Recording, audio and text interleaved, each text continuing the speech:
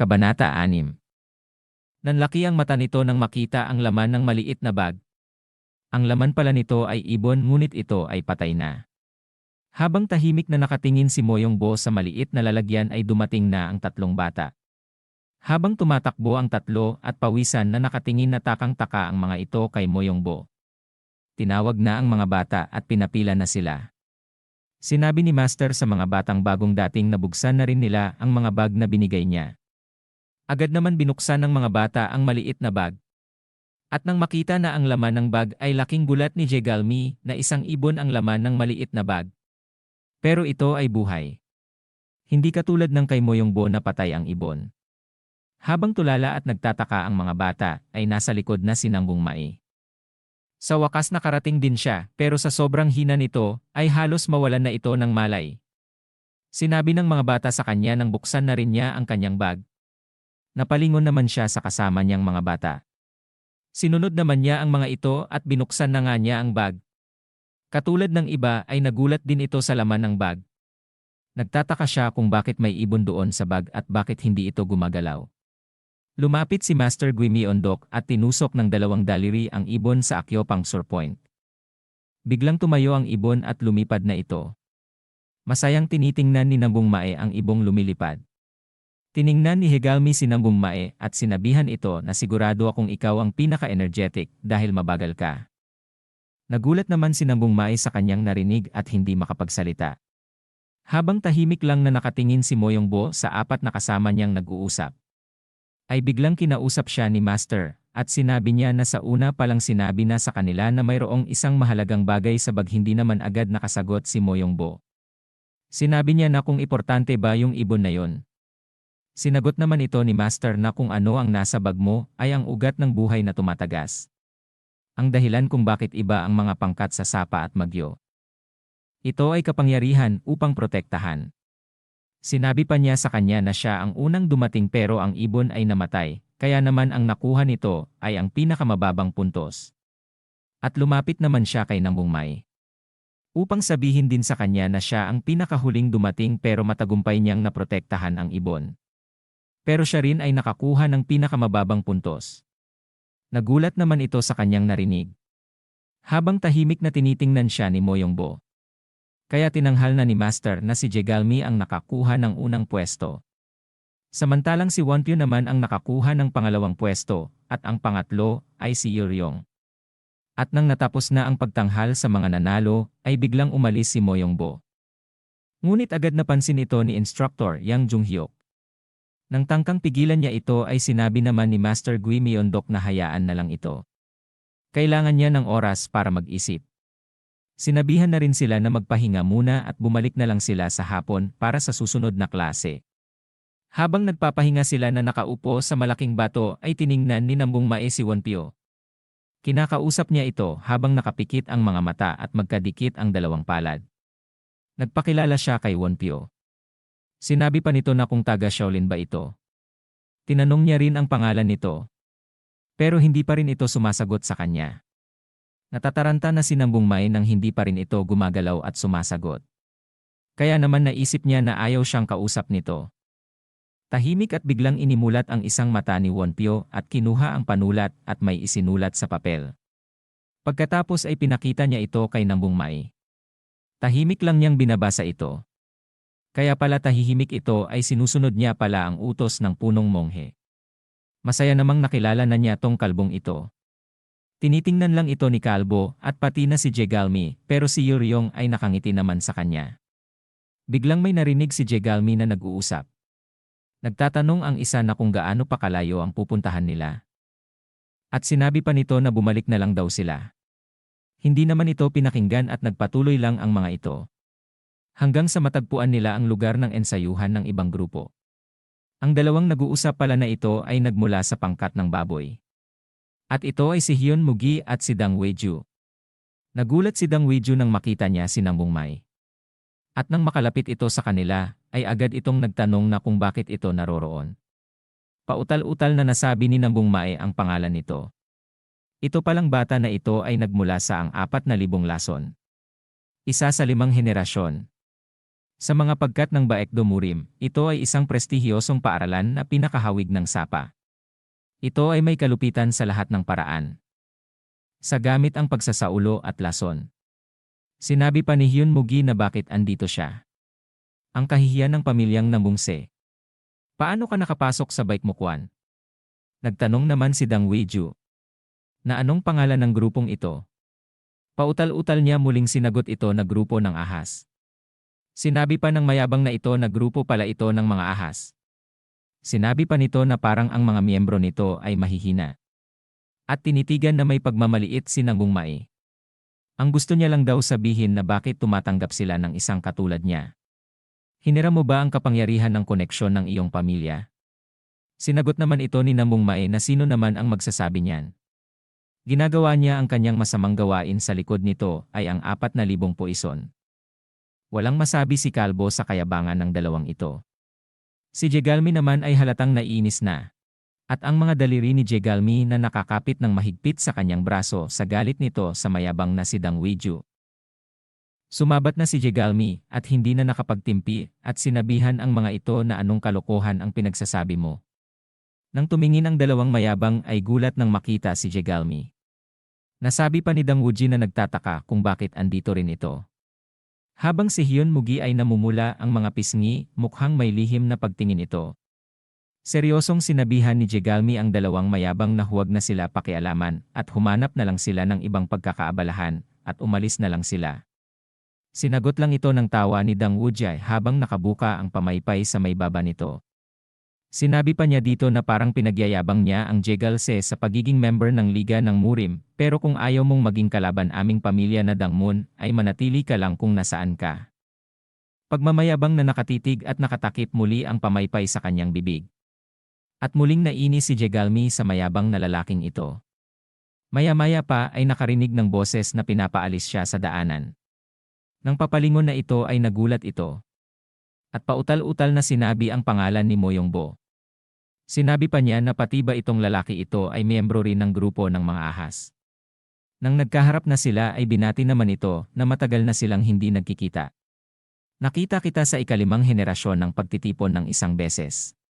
Hindi naman ito maalala ni Mo Yongbo at hindi niya alam at parang walang pakialam sa sinasabi nito.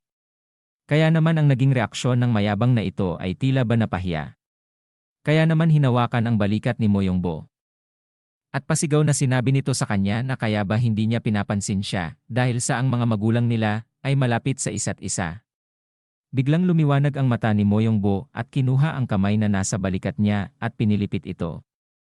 Sinabi pa niya sa kanya na ano ang may kaugnayan sa amin sa ating pagiging malapit sa isa't isa. Pagkatapos niya sabihin yun ay binitawan na niya ang kamay nito at sinabi pa niya sa kanya na huwag magkunwaring palakaibiga. Habang naglalakad papalayo si Mo Yongbo. Si Hyun Muji naman ay lumapit kay Dang Weiju upang alalayan ito at sinabi pa na kung okay lang ba siya. Nanggigigil si Dang Weiji at hindi ito papayag na insultuhin lang siya ni Mo Yongbo. Kaya naman naglabas ito ng berde na aura sa kanyang kamay at tumalon papunta kay Mo Yongbo. At umatak ito na tinatawag na poison dagger habang nakatalikod ito. Napanganga at nagulat si Kalbo at Nambungmae sa ginawa ni Dang Wuji.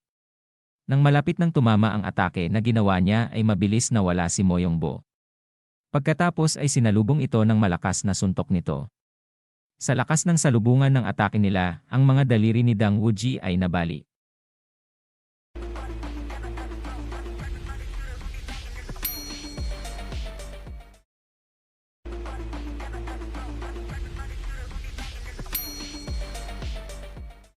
Ikapitong kabanata. Nagsalpukan na nga ang kamay ni Mo Yongbo at Dang Weiju ay naging sanhi ito ng pagkabali ng mga daliri ni Dang Weiju. Habang ang isang kamao ni Mo Yongbo ay handa ng ibato nito. Si Dang Weiju naman ay sumisigaw sa sakit. Habang tumama na ang palad niya sa katawan ni Dang Weiju, ay naramdaman ang lakas ng atake nito sa kanya. Habang nagmamakaawa na huwag niya ituloy ang gagawin niya habang pinagpapawisan sa takot. At biglang may humawak sa kamay ni Mo Yongbo. Ito pala ay si Instructor Yan Jung-hyuk. Buti na lang at dumating ito at kung hindi sigurado na baka mapatay niya ito kung itutuloy pa ang atake na gagawin niya. Tinitigan ni Moyongbo si instructor at tinanggal na niya pagkakahawak sa kamay nito.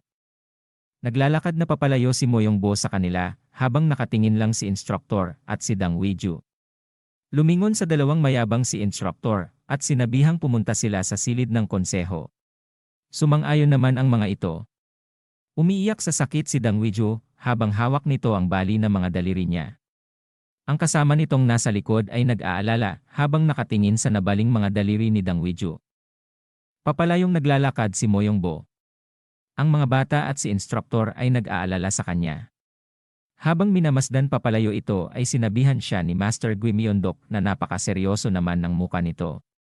Tumugon naman ito na nag-aalala siya sa pagiging agresibo ni Moyongbo. Habang tinitingnan ni instructor si Master Gui Myeondok, sinabi nito na habang nakapikit na hindi siya nag-aalala.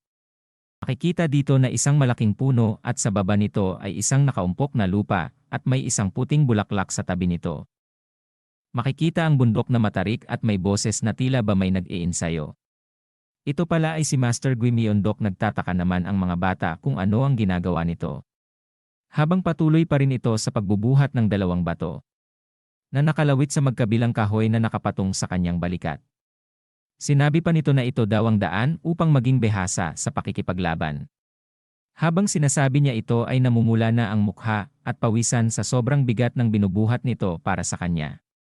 At nanginginig na ang buo niyang katawan at tila ba ay tutumba na ito. At sinabi pa nito kung matutunan nila ang paraan na ito ang magbibigay daan sa kanila upang maging behasa. Tinatawag niya itong Master Ray. Habang sinasabi ito ay natumba na nga si Master Gui Myeondok habang sumisigaw ito. Hindi naman makapaniwala ang mga bata sa ginagawa nito. Agad naman pinuntahan ni Instructor Yang Jung-hyuk at nag-aalalang tinawag ito. Sinabi naman sa isip ni Jegalmi na kahit saan man niya tingnan ay hindi niya nakikita na malakas ito. Iba naman ang naiisip ni Nambung Mae na 30 beses na yata niyang ginagawa. Kaya napatanong ito sa sarili kung ito ba talaga ay napakahirap na programa sa pagsasanay. Si Moyongbo naman ay nakatitig lang at walang masabi. Sinabi naman ni Master Gui Myeondok habang hinahawi ng kamay ang pawis sa kanyang noo ay ang magpraktis ng 1,000 beses na walang isang uri ng panloob na paglilinang ay sobrang nakakapagod. Namangha naman si Nambung Mae kay Master Gui Myeondok. Nasa isip niya sa kabila ng hindi paggamit ng panloob na paglilinang ay nagawa pa rin niya ito ng 1,000 beses. Sa isang bundok na matarik may isang boses na maririnig. Sinasabi nito na ibaluktot ang kanyang mga binti ng higit pa. At pumustura ng parang nangangabayo. Habang buhat-buhat niya ang kahoy na may 2 mabigat na bato na nakasabit sa magkabilang dulo. Ang mga bata naman ay tuloy-tuloy na binubuhat kahit na nahihirapan ang mga ito. At nang matapos na nga ang mga bata sa unang pagsasanay na ginawa nila, ay may boses na nagsalita at sinabi nito na susunod ay bumuo ng isang matatag na pundasyon sa pamamagitan ng pag-angat ng isang malaking bato. Ito ay isang labis na paraan ng pagsasanay upang manindigan at lumaban. Nagsimula na nga ang mga bata sa pangalawa nilang pagsasanay habang sinambung may yakap ang malaking bato at inaangat ito ng 1,000 beses. Sa isip nito na baliw na yata si Master pinapagawa nito sa kanya nang walang reklamo samantalang makikita sa muka nito ang hirap na ginagawa niya. Nang matapos na ang pangalawang pagsasanay ay may boses na naman na nagsalita at sinabi nito na ang susunod ay mag-squat ng 1,000 beses. Madaling lumipas ang oras at dito sa matarik na bundok na ito ay may nagsasabi na ang 1,000 beses na squat ay tapos na. Habang nakaupo at nagpapahinga si Nambung Mae ang pawis nito ay tuloy-tuloy pa rin lumalabas. At ito ay hingal na hingal.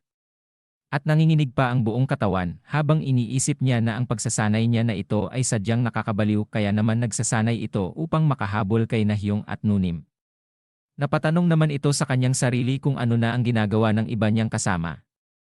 Nang may mapansin ito na may tao sa kanyang likod. Tinitigan ni Jegalmi ng may pangmamaliit si Nambung Mae. Sinabi pa nito na mahina pa rin ito. Tinawanan lang siya ni Nambung Mae at ayaw na niya makipagtalo sa kanya. Umupo na nga sa tabi niya si Jegalmi. Sinabi nito na kung siya ang nasa katayuan ng pamilya nito, may mas katuturan pa kung ipapadala nila ang nakatatanda niyang mga kapatid na lalaki na si Hui. O kaya naman ay ang nakatatanda niyang kapatid na babae na si He, tinatanong niya ito kasi isa itong desisyon na hindi niya maintindihan. Sinabi pa nito, hindi niya matiis na magtaka. Alam niya na may ganyang personalidad ito, sigurado siya na pareho lang yan nung bata pa ito. Habang nagkakamot sa ulo at nahihiyang tumatawa si Nambung Mai, ay sinabihan ito ni Jegalmi na, "Huwag kang tumawa at sagutin mo lang ako. Mayroon akong higit pang tanong na nangangailangan ng sagot."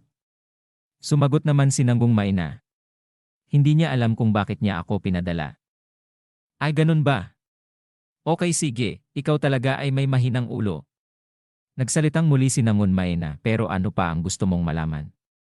Habang nakatingin ito kay Jegalmi, nagsalita muli si Jegalmi na, yan kasi ako si Jegal Sega na malapit ng maging pinuno. Bago yon, pumunta ako sa Baikmukuan para alamin ang pangkalahatang sitwasyon. Subalit isang bagay ang hindi ko maintindihan sa Baikmukuan. Ang guro na yon. Habang pinag-uusapan nila si Master Gui Myeondok na pabahing naman ito at nilalamig ng hindi alam ang dahilan.